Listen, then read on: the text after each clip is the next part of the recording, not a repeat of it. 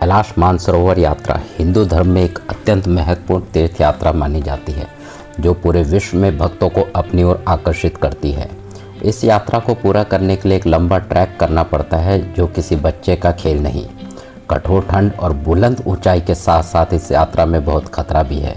इन सब कठिनाइयों के बावजूद भगवान शिव के भक्त इस यात्रा को सफल करने में हर साल अपने घरों से कैलाश पर्वत तक का सफ़र तय करते हैं। माउंट कैलाश जो आध्यात्मिक संपूर्णता और दिव्य उपस्थिति का प्रतीक है, हिंदू मिथक के अनुसार भगवान शिव का आवास है। यह वह स्थान है जहाँ भगवान शिव अपनी पत्नी माता पार्वती और अन्य देवताओं के साथ निवास करते हैं। कैलाश पर्वत और उसके आसपास स्थित मानसरोवर झील का धार्मिक और आध्यात्मिक महत्व बहुत गहरा है। इसे भगवान ब्रह्मा ने अब सबसे पहले अपने मन में रचा और फिर यह पृथ्वी पर प्रकट हुआ। मानसरोवर शब्द संस्कृत के मनसा सरोवर से लिया गया है, जिसका अर्थ है मन की झील। यह झील अपनी शांति और सौंदर्य के लिए प्रसिद्ध है और हिंदू धर्म में हंस के निवास स्थान के रूप में जानी जाती है। हंस को पवित्र माना जाता है और यह ज्ञान, सुंदरता और शुद्धता का प्रतीक है।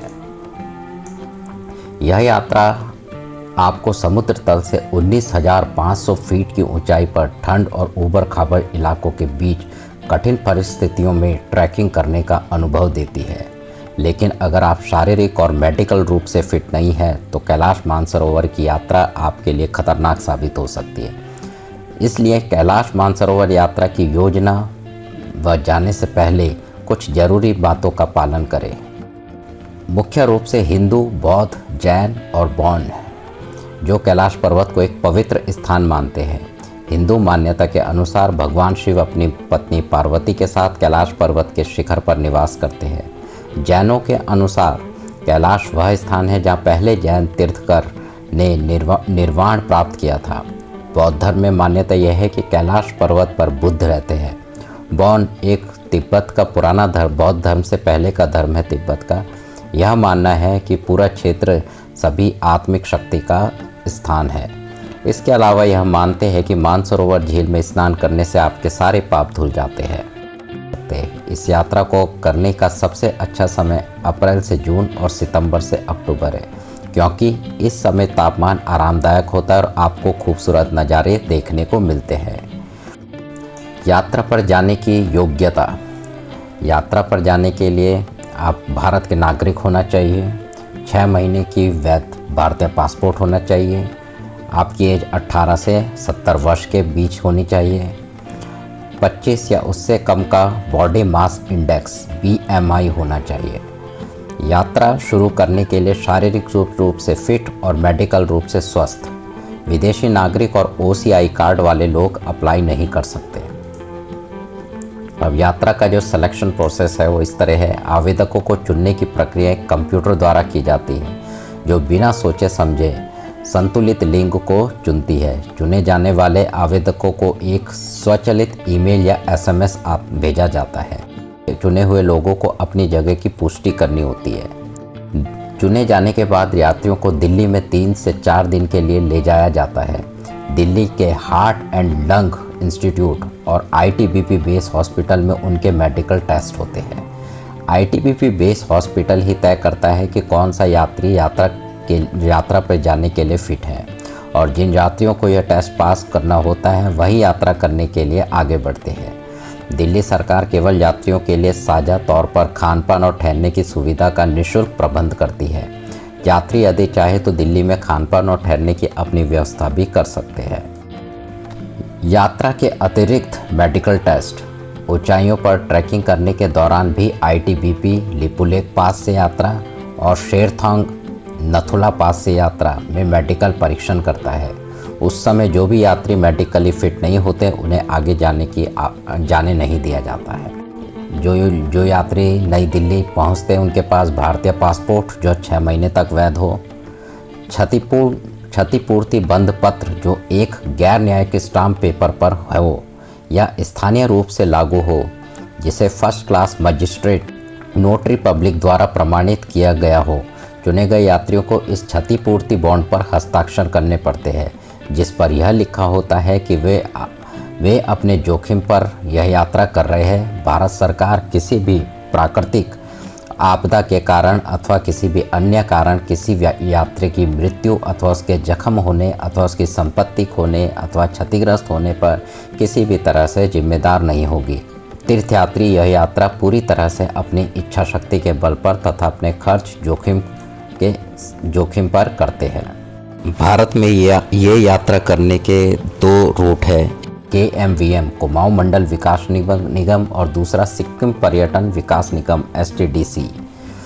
लिपुलेख और नथुला मार्ग पर तिब्बत में TAR रहने की जगह और सैन्य सहायता प्रदान करता है। अगर आप उत्तराखंड से कैलाश मानसरोवर की यात्रा करते हैं तो सबसे पहले इस यात्रा की शुरुआत दिल्ली से करनी पड़ेगी। दिल्ली में मेडिकल जांच के बाद अल्मोड़ा होते हुए धारचूला, बूढ़ी, गुंजी और लिपुलेख पास जैसे पड़ाव को पार करते हुए आपको दारचीन पहुंचना है। दारचीन के बाद आप कैलाश मानसरोवर और मानसरोवर झील का दर्शन कर पाएंगे। उत्तराखंड के लिपुलेख से कैलाश मानसरोवर की दूरी करीब 65 किलोमीटर है। आपकी जानकारी के लिए बता दें कि लिपुलेख से कैलाश मानसरोवर की यात्रा में करीब 24 से 25 दिन लगते हैं। इस यात्रा में शामिल होने के लिए जब दिल्ली में सेहत की जांच की जाती है तो करीब 4-5 दिन लगते हैं। इसके बाद यात्रा के लगभग हर पड़ाव में 1 से 2 दिन स्टे भी करना होता है। खबरों के मुताबिक इस मार्ग पर करीब 1080 तीर्थयात्रियों को जाने की अनुमति मिलती है। लिपुलेख पास के अलावा सिक्किम के नथुला पास से भी कैलाश मानसरोवर की यात्रा की जा सकती है। इस रूट से यात्रा करने में करीब 22 से 23 दिन लगते हैं। इस रूट पर यात्रा के लिए दिल्ली से ही होती है। सिक्किम से के नथुला होकर कैलाश मानसरोवर की करीब 802 किलोमीटर है। दिल्ली में 4-5 दिनों तक मेडिकल जांच के बाद सिक्किम के गंगटोक जाना पड़ता है। गंगटोक से शेरथोंग, लॉजी और कंगमा होते हुए दारचीन पहुंचना होता है। दारचीन में 1 रात स्टे करने के बाद अगले दिन कैलाश पर्वत और उसके बाद मानसरोवर झील का दर्शन कर सकते हैं। दर्शन करने के बाद इसी रूट से फिर दिल्ली आना होता है। खबरों के मुताबिक इस रूट से करीब 700-750 तीर्थयात्रियों को जाने की ही अनुमति है। कैलाश मानसरोवर यात्रा के लिए क्या ले जाएं? डफल बैग या बैकपैक्स, अच्छे हाइकिंग करने के जूते जिसमें एंकल सपोर्ट हो, जूते की एक और जोड़ी, चलने और हाइकिंग करने के लिए लकड़ी, सोने के लिए बैग्स, मशाल और एक गले में डालने के लिए सीटी, इलेक्ट्रोलाइट्स, ओरल रिहाइड्रेशन सॉल्ट, पानी की बोतल, टॉयलेट पेपर, रेनकोट, कमर का बैग, सनस्क्रीन, लिप बाम, टोपी, धूप का चश्मा, चेहरा और नाक के नकाब, ज़रूरी दवाइयाँ और गर्म कपड़े, ये सब साथ लेके चलें। अब बात करते हैं खर्चे की। ये सारा आपके टूर की पूरी रिस्पॉन्सिबिलिटी KMVM कुमाऊं मंडल विकास निगम या सिक्किम विकास निगम, आपको लाना, छोड़ना, खाना, पीना, रहना, सब खर्चा ये लोग उठाते हैं। तो ये पैकेज कितने का पड़ता है? तो अगर आप थ्रू उत्तराखंड जा रहे हैं तो उत्तराखंड लिपुलेख पास से जाने के लिए ये खर्चा करीबन पड़ेगा 1.80 लाख रुपीस पर पर्सन।